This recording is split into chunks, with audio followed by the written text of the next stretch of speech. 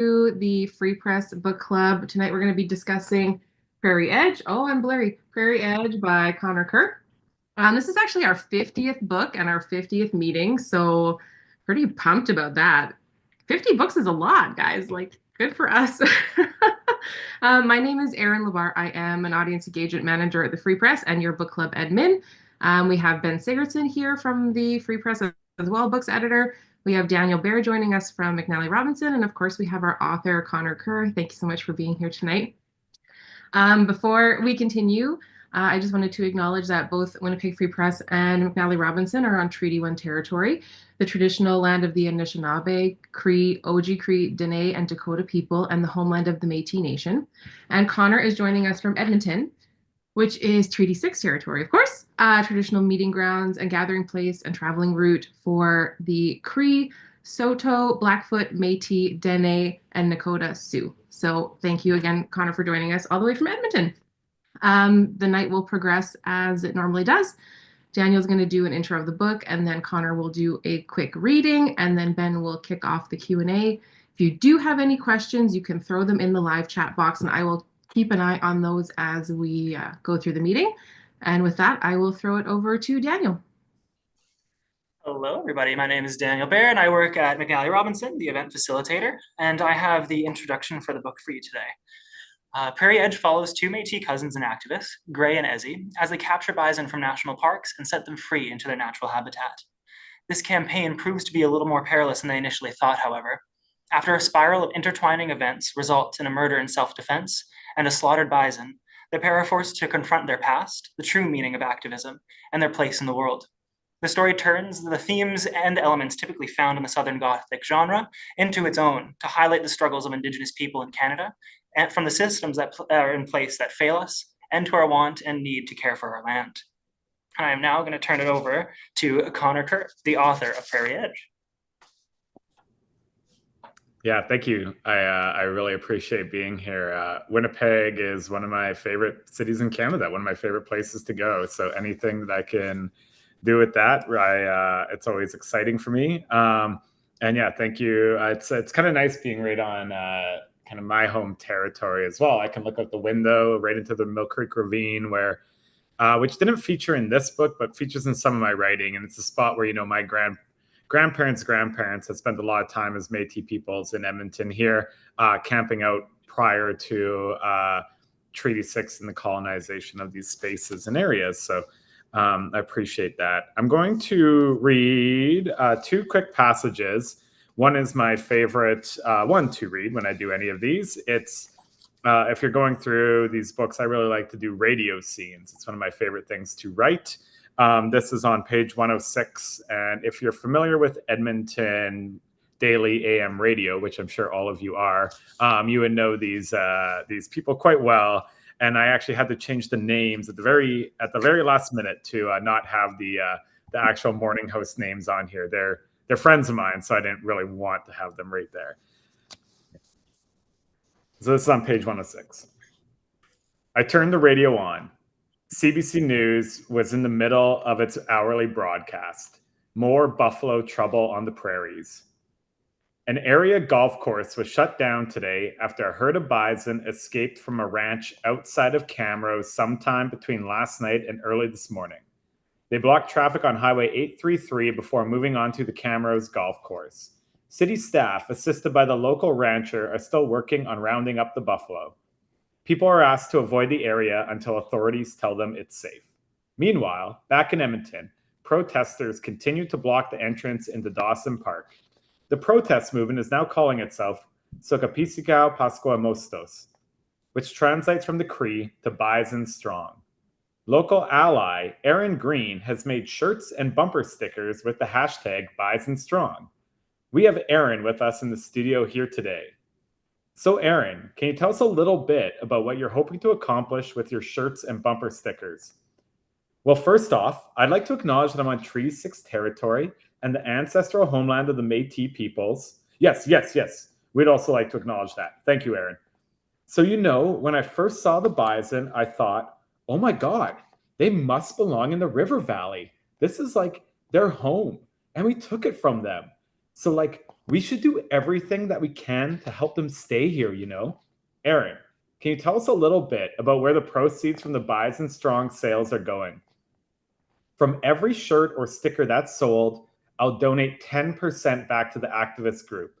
It's my way of moving forward with reconciliation and letting the Bison know that they have a home here. Amazing work, Erin. And I'm sure the protesters thank you for your generosity. No problem. Thank you for having me. There you have it. You can get your stickers and shirts from buysandstrong.ca. I know I'm getting one. All right, I got to turn off an alarm very quickly. I'll be right back. No problem. I always love, while Connor's gone, I always love when authors read different pieces of dialogue from their books, because you see it on the page and you sort of interpret it in your own head, but then to hear the author sort of pick up on it and deliver it in the way that he or she or they sort of envisioned it in their head is always very enlightening. So anyway, carry on. Sorry. I find I read a lot of these with more of the sarcastic tone that I initially intentionally brought to it. And I hope that when people are reading Prairie Edge, they're getting that a lot of this is written with that kind of lack of a better term, edge to the way that people are portrayed when they're moving forward with local activism and initiatives. I'm just going to skip ahead, not that far, to page 116. And this is where Gray and her ex-boyfriend, Tyler, are in Toronto at a conference. It's where Gray kind of realizes that she wants to get rid of this guy. But I really like some of the dialogue and some of the way that this scene plays out, with Tyler hitting on a person at the hotel bar and Gray seeing them there. Gray, he said, we were just talking about you. Oh yeah? Fuck his gaslighting bullshit. This is Claire. Claire's going to be teaching on a res up in Northern Ontario next year. Congrats, I said. Claire looked confused. Was I a lover, a coworker, a friend? I could tell she was trying to place me. Tyler gave nothing. I gave nothing. I was just talking to Tyler about how, I just want to make sure that I'm becoming one with the community. I want to make sure that I can, bring in the elders' teachings, really have them heard in the classroom, Claire said. Elder and Knowledge Keeper teachings are very important, aren't they, Gray? Tyler said. It wasn't a question. It was meant to tell me that this was his moment, that he owned it. Very important, I said. You need to remember to respect protocols and cultures, but us Indigenous peoples have such a wealth of knowledge. Tyler kept going. He took a big swig of his beer, motioned with his eyes towards the glass, and then looked at me. I shook my head. He ordered another. Oh, I know, Claire said. I took this course, Indigenous Education. It was mandatory for all teachers. We did a blanket exercise and I learned so much. I know how impactful intergenerational trauma is now. She looked at me, still trying to place who I was. I knew from having that exact gaze on me many times that she was trying to figure out how authentically Indigenous I was, and if I was someone that she needed to worry about. Did I stand in the way of her side dalliance with a Cree man before returning to the suburbs and an eventual accountant husband? I know how important matriarchy is in Indigenous communities, she continued. I think you'll do just fine. The kids will love you, Tyler said. Gray's actually giving a talk here tomorrow morning. You should go to it. Oh yeah? What about? Claire asked. Destroying the Western education system, I said. Tyler let out a fake laugh. Claire looked worried and then followed his lead. Good one. No, it's really on how educators just need to change their mindsets around how they approach teaching kids Indigenous topics, Tyler said. He continued his fake laugh. No, I said. It's about fucking smashing schools with a sledgehammer. Tyler shot me a look that said I should help him try to fuck this blonde lady, his form of reconciliation. Well, that's not what it was about earlier, he said. Well, I should probably get back to helping Gray with the presentation. Sounds like we have a lot of work left to do still. All right. Thank you. That was great. And yes, one quick second. Sorry. No problem. Yes, that one was shot through with that sort of sarcastic edge, so to speak. I found that I really appreciated about this book. Yeah, it's pretty cool stuff. anything wanted to add while we wait for Conor to come back? Well, I love that both those passages that he read, it feature people being like feeling like they know and understand the topic. Like I still love how, especially how Conor read the yes, yes, yes. We'd also like to acknowledge that. Thank you. Like you hear that so often. It's always just so part of my language, like half-assed a little bit with it. So, Yeah. yeah. Yeah. Shame on you for using that kind of language. I don't Yeah. know. So do you want to talk a little bit about the process of pulling this book together, Conor? When it started, how, what the process was like for you? Sure. I just finished writing or finishing up my other novel, Avenue of Champions. And I was kind of feeling the momentum of the writing process this time. This is also very much the pandemic days, so I was kind of stuck in my house in Edmonton, and just trying to kind of come up with a story that I thought reflected the way that Indigenous women and Two-Spirit people often are leading these protest movements or activism movements, but often don't get the credit or see themselves as essentially these like the front-facing people for that. And there's other people who are constantly trying to take credit for it, take advantage of it, take that space up. And so I wanted to try to frame that in a way, and also kind of look at the ways that non-Indigenous people, Western people, see Indigenous peoples as they're portrayed through social media, as often kind of these these culturally profound, like people who are always doing the absolute right thing. They're constantly going to the right protest, but they're also like in culture all the time, and then they're also like educated and they're giving back to the community and all these different things, and you don't see what's actually kind of happening behind the scenes to that too. And then behind all that, I thought it was kind of just interesting, the idea of what it would look like if there was a herd of bison loose in the Edmonton River Valley, and the kind of chaos that would create. And in that passage that I wrote, that I read first, that happened in Camrose. It was about a decade ago, where a herd of bison got loose from a farm and went stampeding down Main Street, Camrose, and there was a ton of chaos that ensued in that city. And I thought, like, what a cool thing, what would it actually look like to see the bison herds restored to the prairies? What would that look like for the restoration of Indigenous governance structures on these lands? So long story kind of like coming around to it, during the pandemic months, I started this is the novel that I actually really like plotted out, shaped out, thought of, tried to kind of hit a lot of these different like themes and topics that I wanted to kind of cover. And it flowed pretty smoothly. I wrote it in about 6 months, and then it kind of just flowed into the editing process from there. Mm-hmm. And some of the early, the early bit of your answer there did actually kind of, as you were talking, it got me thinking about. I thought it got me thinking about Real Ones by Katharina Vermette, which sort of, Mm-hmm. has some of those sort of same themes where there's these women sort of leading the charge in terms of just an identity and their place in this world, in the sort of Western colonized world or whatever.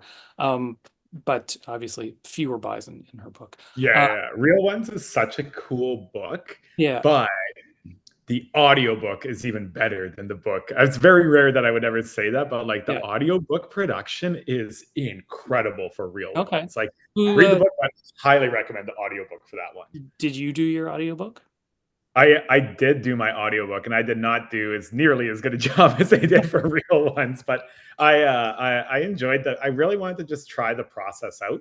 Mm-hmm. So we have two, myself reading Ezzy's parts, and then a young Métis lady, Sarah, reading Gray's parts. So there's two of us that are kind of doing it. And I learned pretty fast that I'm not a professionally trained voice actor by any means, and that I should just kind of stick to a very simple style for it. But I also had to go back, because every single time I said the word everyone, I pronounced it everyone, and it was not caught. So we had to go back and re-record every single time I said everyone. My speech therapist from grade 2 in Moose Jaw, Saskatchewan would have been very, very disappointed in me. That's great. So I mean, both Avenue of Champions and now Prairie Edge, set in Edmonton, revolve around younger Métis Indigenous people in the community, sort of grappling with identity and their place in and around the city and how it's changing. I mean, how did your approach change between those two books, or maybe more accurately, how did you change between those two books? Yeah, Avenue of Champions is really essentially a collection of short stories. Most of them were published in separate kind of like literary journals or magazines. And then we tied it together and at the last minute kind of made it a novel because according to the publisher, novels sell better. But really at the end of the day, it's a collection of short stories. And a lot of them were wrote over the course of me trying to figure out how to be a writer. And I know my first story, and the first one in there was my first piece ever published, and it's called The Last Big Dance. And I wrote it for Marilyn Dumont's class. Marilyn Dumont's an incredible Métis poet. For her class when I was trying to upgrade to get into his creative writing program at UBC. And that story kind of kickstarted everything. And hearing from Marilyn about how, our family stories are very valid, how our family voices are very valid, our community's history, how to bring that out, how to talk about those type of things. I learned so much from her, and that kind of captured and inspired me to try to really like a lot of these stories, they're fictional, but they're based on really true elements of my own family's history, well, Avenue of Champions in particular. And so that book I felt was more of the exploration of trying to like develop craft and try to figure out who I was as a writer, where Prairie Edge was one that I could kind of like, okay, now that I know I can do this, I know I can write a novel. I want to see what I can do to kind of craft something out with like the themes that I've built here too. I think it's a more mature book. Like if I was looking back at Avenue of Champions, I would redo the entire ending. Like I would have I would have made the ending a lot more strong. I think it kind of tails off because it's just a short story that was wrote for another lit magazine. Yeah. And I had something sort of adjacent to that, but it's totally slipped my mind. Either of you have anything you want to hop in with at this point? I want to talk about like that writing process a little bit more specifically for Prairie Edge too. Like how much pre-writing and research that you did going into this one? It's because it feels like you've done a lot too for that. Oh, not as much. I always find it funny. I feel like a writer has the weirdest Google search history, like all the time. Like how to load bison onto trailer, how to steal catalytic converter, how to steal Ford F-150, how to steal Ford F-150 2004. Like you're just very like, I did read an interview somewhere where you said that while you were writing this book, your catalytic converter was stolen, in fact. Yeah, it absolutely was. I can see my truck right now. That still does not have a catalytic converter on it. Don't tell anyone. Yeah, it was kind of funny. We were just sitting in here. I was sitting in here writing about that scene, and then I kind of woke up in the morning one morning. Woke up in the morning, hopped in, turned the truck on. You can just hear that that shake when you don't have a catalytic converter. And I was like, oh damn it! I would have loved to have seen those guys, not to bust them or anything, but to be like, hey, wait a second, like what kind of saw were you using? How long does it take? Try to get some info from them. But I always there's some cool organizations that do a lot more like actual like grounded work on the restoration of bison to like habitat and those type of things. Like what's the indigenous I have to remember it. It's Dr. Leroy Littlebear's. I'm gonna Google this because I really want to know. I should know this. I've talked about him a lot. But the Buffalo Treaty, the restoration of bison to the lands down in the south there. There's these organizations that are kind of working to do that. They have the Institute of Bison Restoration, and it's like quite powerful to see that. And Tasha Hubbard created a documentary called Singing Back to Buffalo, which really talks about the actual like scientific processes and indigenous processes, and how they're like necessary to really restore to landscape. So I didn't I do a bit of kind of a little bit of research. I wouldn't say too much really. The legal aspects are always funny too. Like I was texting my friend who's a lawyer, and I'm like, hey, what kind of sentence would someone get for, a couple prior convictions, nothing that crazy, theft over 5,000? And she's like, Are you okay? Do you text it yeah, back? do we need to have an actual call? Should this not be on text message? I'm like, no, just give me a rough estimate here. So. That's great. Well, I mean, you talk about the release of the Bison, or you were talking about Bison, and the release of the Bison into sort of rural Edmonton is a very sort of visceral, visual image, and a very powerful image. But it sort of, to me, it felt like it was sort of countering the ways in which, talking about, that sort of maybe the older guard talking about decolonization has failed to produce any profound, meaningful results versus, the younger generation sort of going out and saying, like screw this, let's do something that has an impact that people can sort of see and understand versus, just sort of, a lot of talking. Uh, I feel like that's sort of a current that runs through this book. Would that be sort of a fair assessment? Yeah. I spent a lot of the earlier first 15 years of my kind of working career working in like Indigenous relations and education work around Edmonton here.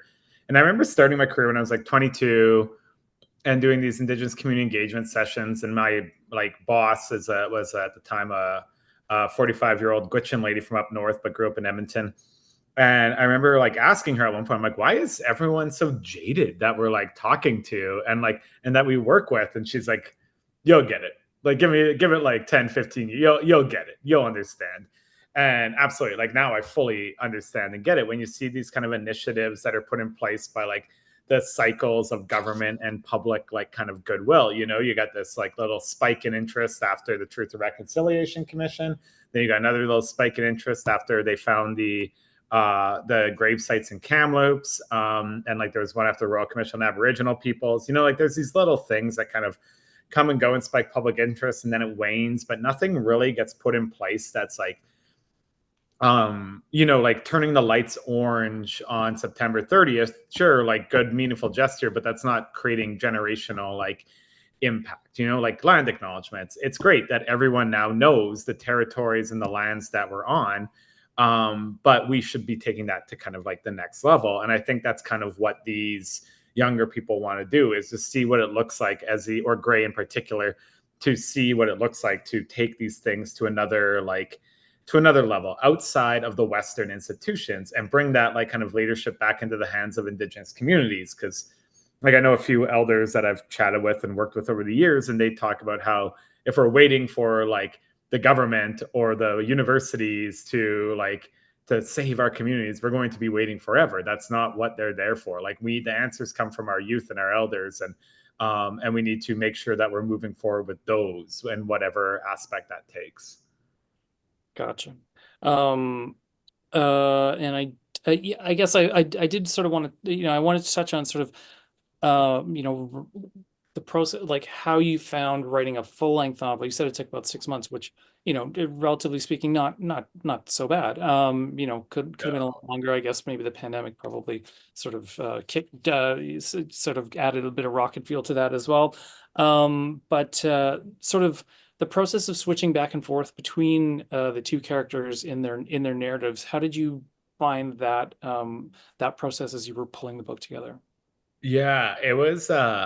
I initially intended for this book to only be from Ezzy's perspective. Like that was kind of the idea. But as I got going, honestly, like at one point I felt like his story was just kind of dwindling out, and I needed something to kind of like kick it into high gear there. And that's where, I brought in this character had already been there, but Gray, and switched it to her kind of voice, and was able to kind of like bring that element and that character in a way that kind of had that kind of counterbalance to Ezzy too.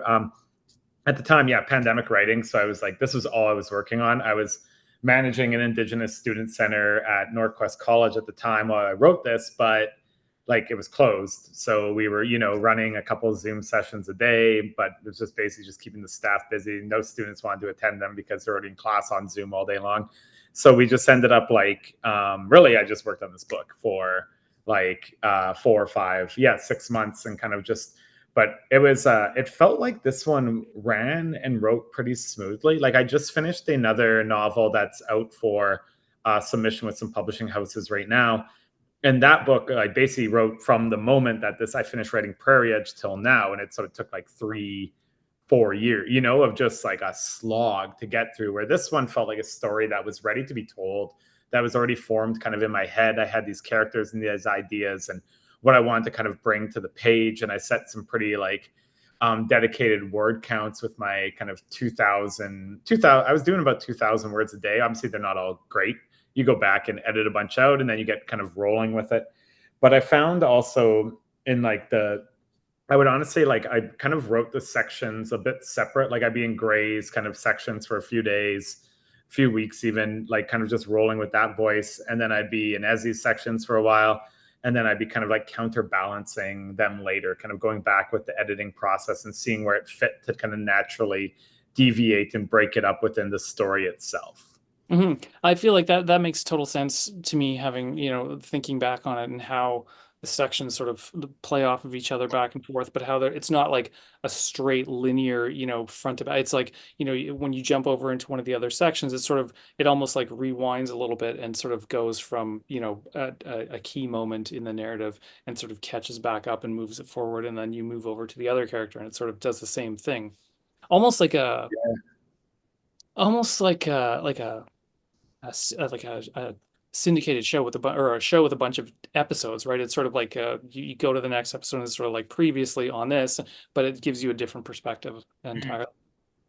Yeah, I'm sure you've kind of seen when reading Prairie Edge as well. Like it reads very cinematically, and that's like kind of my style of writing for this type of book. Is that it's meant to be one that where you're getting the image in the head. We're not overladen with descriptions, but we're given enough to the same point. It's a lot of it's dialogue driven, it's action driven.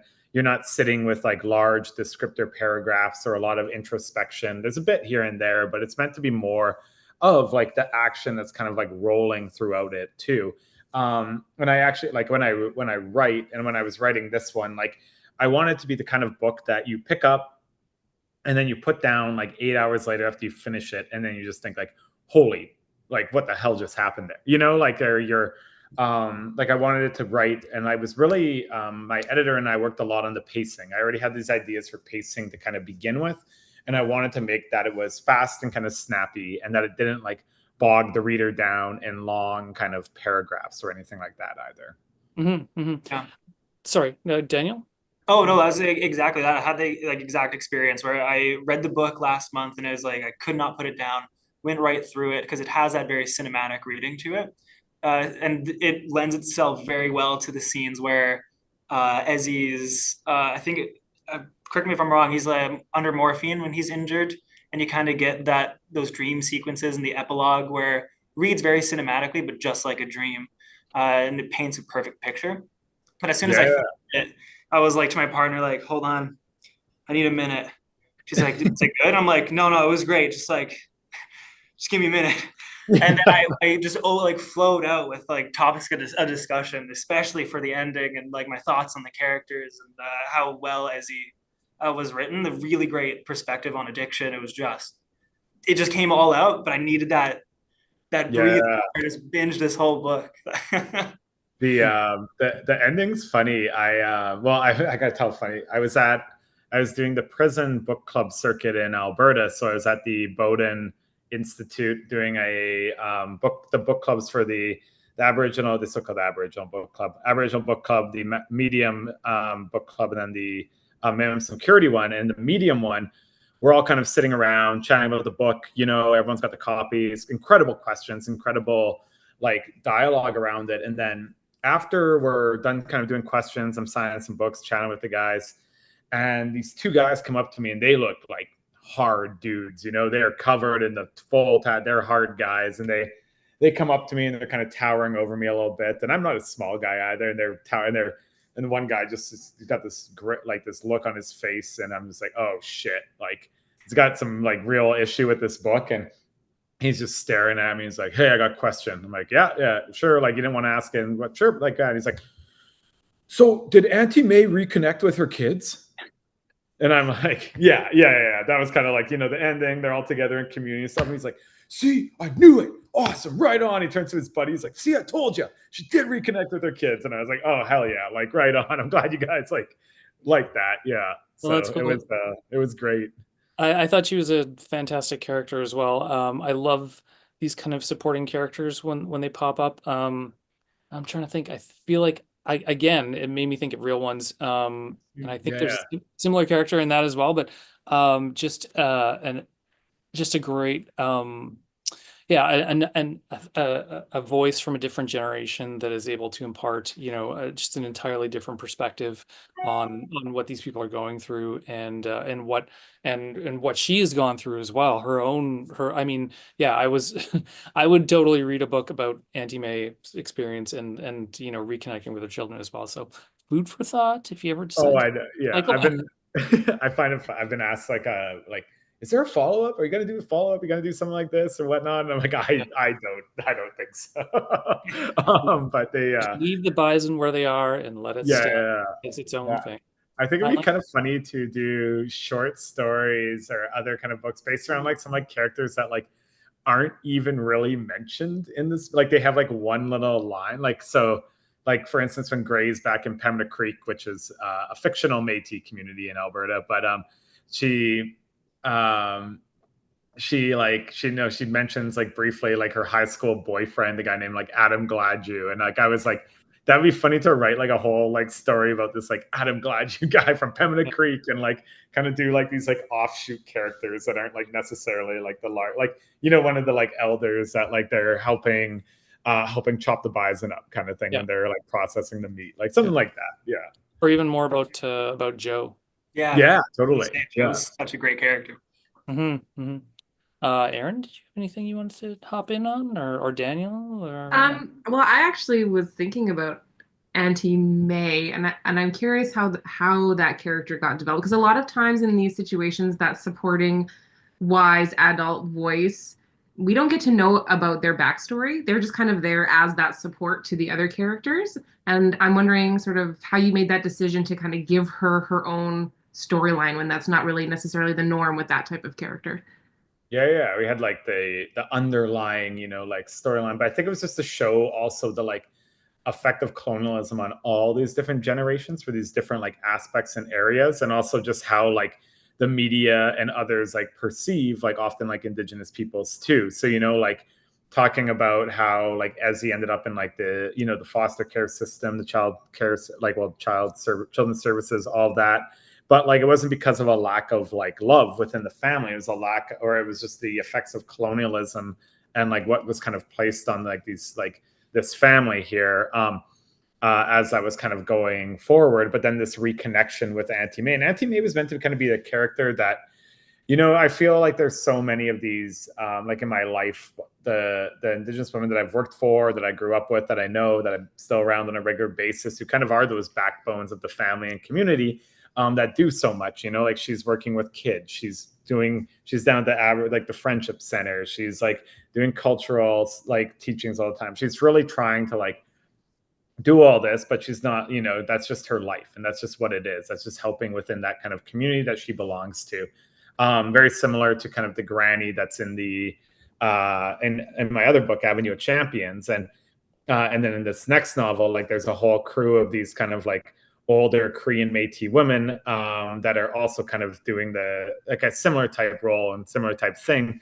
But I often want to also kind of like touch and play around with the idea that, Western audiences often think of like a wiser kind of like Indigenous person as like same kind of thing, like that they're always just like stoic, and that's all just like, like wisdom all the time, and that they're constantly in ceremony, and that they're constantly like doing all that, and that's like when they're featured in a book. But that's not the reality for like most Indigenous like people. Like my grandmother right now, who's 93 years old, is probably at the casino having her nightly beer and hitting the penny slots. Like that's like what she does. She doesn't go to ceremony. She doesn't she knows a ton about Métis history and culture, and she's like very much shared that with me over the years. But like she would not consider herself like that type of elder in that way, So but I find that like often the Western audience kind of portrays people in that sense too. Yeah, I mean, and definitely that comes through in Antime and in Joe. Yeah, I think sort of more, it's more than it's a more than a one-dimensional sort of portrayal of these sort of, they may not be the main characters, but they're not just sort of, window dressing or, a sort of a symbol or a representation of something. They're real human beings, which I really found very compelling in this book. Yeah. What else did I have to ask you about? Um, so you said you were sort of shopping around your next book, and I know that Avenue of Yeah. Champions was longlisted for the Giller, and this was shortlisted for the Giller. That must have been quite the. How has that? Can you maybe explain for people who are watching what kind of? I mean, you didn't win the Giller. I'm sorry for that. It's all good. But It's pretty. it's an honor to be shortlisted or whatever. But what kind of an impact does that have on a Canadian author, and particularly maybe at particularly one at your stage of your career where you don't have like this big bookcase full of your own work or whatever. Yeah, I think I'm starting to get there. I was thinking the other day that I have a new book coming out in the fall that's like done and ready to go. It's Okay. called Beaver Hills Forever. It's a poetic novella so the book that no one wanted or no one asked for. You Like thought a a short hundred story, and you thought a a short story hundred and collection didn't sell exactly. well. This one's even worse, like a 140-page long poem. Which surprise, Métis characters in Edmonton. Oh no way. The same, same, but it follows kind of these four characters. But I was pretty. I honestly I was quite happy that with the reception so far for our Prairie Edge, just because like Avenue of Champions, no one wanted that book. Like I thought that book was. I was coming on my MFA at UBC, and most of the stories have been published in kind of like literary mags. Like my profs at UBC were like, "Oh, this book is great. Like you're gonna get it picked up right away. Like all of that." And so I sent it to every agent that had an open call. I sent it to every publishing house that had like an open submissions thing. I tried to use as many connections as possible, and like I just heard nothing. No one wanted it. No one wanted to touch it. No one wanted anything to do with it. And then finally, a good friend of mine, Dr. Norma Dunning, who published a couple beautiful books, Tatiana and Annie Muktuk, and a couple poetry collections. She sent it to her editor at Douglas and McIntyre, and they put it out through Nightwood Editions. And if Norma hadn't sent it out, like it would have never probably got published, or it would have been sitting in limbo till God knows when. Because I was pretty ready to just give up on Avenue of Champions completely and just say like, whatever, like maybe this just wasn't a thing that was meant to be. And then when Avenue of Champions started doing well, when it was, shortlisted for the Amazon Walrus Debut Novel Award, won the Relit Award, was longlisted for the Giller, like then all of a sudden there's like a bunch of interest. And since I'm a vindictive person, all these people who were like initially like, oh, we don't want that. Like I was like, oh yeah, well now you're not getting the next one. Not quite to that level, but a little bit to that level. Yeah. But so it was nice though, because when Prairie Edge was able to get some accolades as well with the Writers Trust, the Giller, a couple other things that show that there's a place for these kind of stories. And one of my things is trying to build up like the canon of like Métis peoples and in the prairies, but also just prairie literature in general. Like these stories that come from Saskatchewan, that come from Manitoba, that come from Alberta, that are situated in settings and places that we often don't see within like this larger kind of literary scope of, like CanLit of Toronto and Vancouver, mainly Toronto. And it was kind of fun, like hearing people talk about like Edmonton as a setting and like how they often don't see that coming up within like books, and so that's kind of one of the things I'm trying to get kind of going forward with these too. The next book, Duck Blind, it's called. I like that title, and follows a couple Métis guys, surprise, who are working as bird hunting guides in southern Saskatchewan, a job I had in my early 20s. And then they get into smuggling cigarettes across the border. So they run cigarettes back and forth in goose decoys. And then they end up doing, getting involved with some like hijinks at the university in Alberta and like and University in Edmonton here, and it becomes a whole whole kind of Western-esque rodeo. And it's a different type book though. So didn't have the linear kind of plot. Well, not even linear, but like the plot of a place like Prairie Edge. It's more to show the dislocation of like Métis men and Indigenous men in particular as they're trying to find a sense of purpose within like this current kind of contextual landscape. So we'll see how this one goes. I'm pretty excited about it. I think it's the best book I wrote, but I've thought that for each one kind of coming out subsequently. And then, yeah, hopefully, I will have that like kind of like bookshelf behind me here at some point. Yeah. Full of Edmonton set books about Métis men. Yeah. The next one I want to do a modern Métis millennial romance. You got to get in on the romantasy while you can. Get in the romantasy. Also a book that no one asked for. And have it like, but I'll situate it in Toronto, just to really like hit the Canlit thing. So it'll become an international bestseller immediately because Toronto will be the setting, no matter what the content of the book is. I did appreciate it being set in Edmonton because, I think especially, I mean, we were talking, we've done 50 of these book clubs, which is crazy. Probably about 45 of them have been with local authors. We've just sort of started expanding beyond that. And probably of those in terms of fiction, like probably 75% of them have been set in or around Winnipeg. So it is, I feel like I think we maybe get a little bit of a distorted perspective of like, Winnipeg is this great setting for, all sorts of different literature or whatever. So it was great to be dropped into Edmonton and be like, sort of get a bit of a break from that and to really experience that, in a way that maybe a lot of more local readers might not, I think, to an extent. So it's like, you get the Torontos and you get the Montreals and the Vancouvers to an extent, but yeah, these or you read maritime fiction and you get these incredible rustic settings and stuff, but to get to urban prairie non-Winnipeg representation, I thought was fantastic, and I really enjoyed that and appreciated that. Yeah, but then there's a book coming out right away called Small Ceremonies by Kyle Edwards, and also set in North End, Winnipeg. And I've read already. It's incredible. It's I highly recommend that book. Oh, that's cool. Yeah, and he's originally from Manitoba, lives in California now. Is that right? Yeah. But he's centered back in another good Winnipeg centered book there. So it's good. I'll add it to the book club list for 2026. Yes, exactly. I'm gonna sort of do a little sidetrack here because I edit the book section. We have a little thing we run every once in a while called On the Night Table. So it's like, what you're reading, what it's about, your thoughts on it. Do you have anything you just finished reading that's on the go right now that you really are digging or dug? I'm in the middle. So I work teaching creative writing at the University of Alberta, and I'm in the middle of doing like the last wrapping up of our workshops for the undergraduate short stories. So I've been reading a lot of undergraduate short stories right now, which honestly, like some are incredible and some are not incredible.